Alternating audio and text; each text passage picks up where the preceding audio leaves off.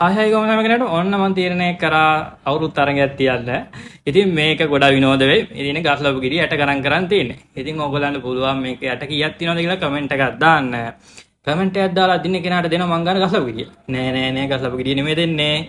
හොඳ මෙඩල් කතුරක් දෙනවා. හොඳ අඟල් 11 හොඳ මෙඩල් කතුරක් දෙනවා.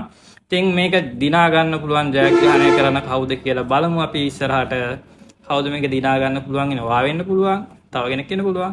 ඔයාගේ යාළුවෙක් වෙන්න පුළුවන්. ඕන කෙනෙක්ට ෂෙයා කරලා හැබැයි පේජ් එක අනිවාර්යෙන් ෆලෝ කරලා තියෙන්න ඕනේ. ඉතින් මම මේ පර්මනන්ට් මාකර් එකෙන් මාක් එකක් දා ගන්නවා. සයින් එකක් නිකන් දානවා. නැත්නම් ඔයගොල්ලෝ හිතයි මේ මම කලින් ගණන් කරලා තියෙන එකක් මෙහෙම කියලා. මේකේ මේ හැන්දාම් පස්සේ හැබැයි මේකෙන්නේ නැහැ. ඔන්න බලන්නකෝ. ඉතින් මුලින්ම කියන්න ඕනේ. මට වීඩියෝ එකේ වොයිස් එක දාන්න බැරුණා. මගේ පොඩි ප්‍රශ්නයක් තියෙනවා. සමහර අය දන්නවා ඇති. මගේ දතක පොඩි ප්‍රශ්නයක් කියලා තියෙන එකයි මේ වොයිස් එක වෙනමත් කවර් කරද්දී ඉතින් මේක මාක් කරලා තියෙන්නේ ඕන කෙනෙක්ට පේනවා.